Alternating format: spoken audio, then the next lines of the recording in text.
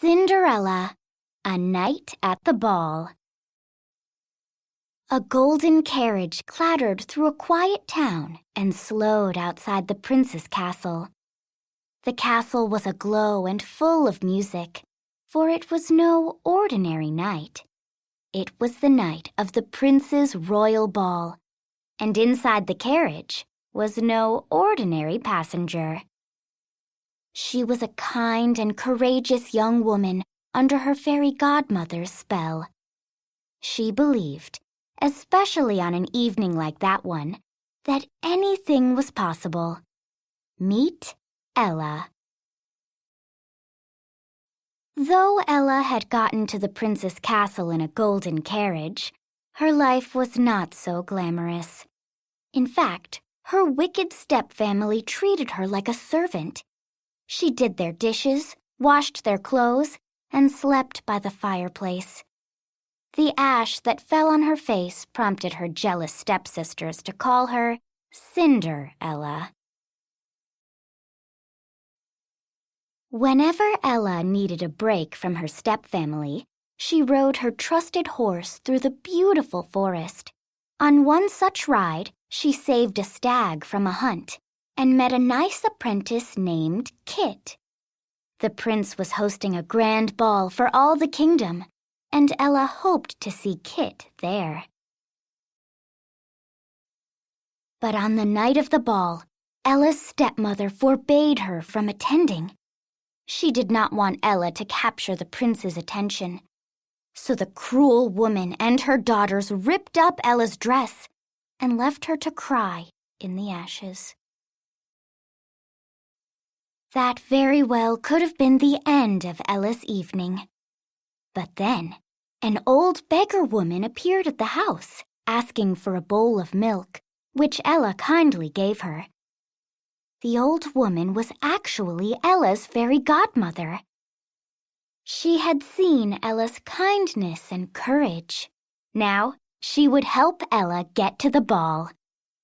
With a wave of her wand, the fairy godmother turned a pumpkin into a golden carriage, 4 mice into horses, and 2 lizards into footmen. A squawking goose became a coachman. Lastly, the fairy godmother transformed Ella's rags into a sky blue gown and created sparkling new glass slippers. Ella was absolutely beautiful. There was just one catch. The fairy godmother's spell would fade at midnight. But Ella didn't mind. She had thought she wouldn't be going at all. Now she would get to spend a few magical hours at the ball. Her heart fluttered with the hope that she would see Kit there. Ella took a deep breath as she climbed the steps to the palace. When she entered the ballroom, there was a hush. She amazed every guest with her beauty. Seeing her in her gorgeous gown and sparkling jewels, they thought she was a mysterious princess. Suddenly, Ella spotted Kit, and Kit spotted Ella. He made his way to her and asked her to dance. The two gazed into each other's eyes. They danced.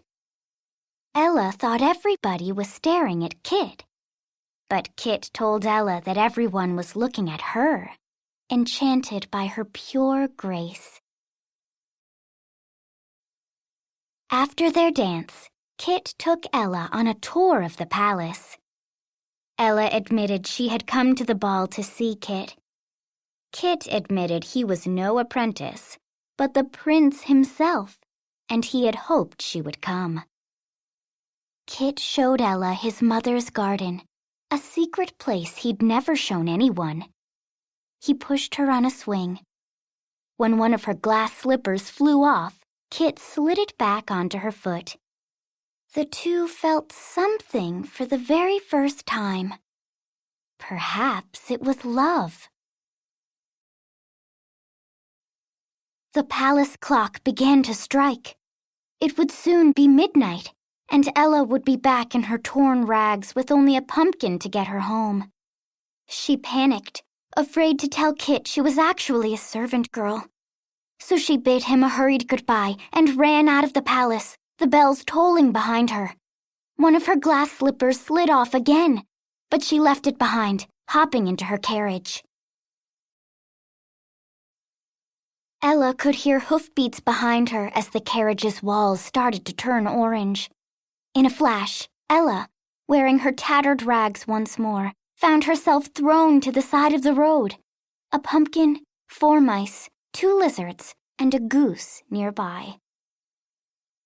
The king's Grand Duke rode up to the scene. As Ella talked to the sneering man, her resolve grew. She would be brave and find a way to see Kit again. For she was more than a servant girl, more than Cinderella. She was Ella, a girl who stood up for what was right and believed there was power in courage and kindness. A girl who believed in happy endings. And a happy ending she had.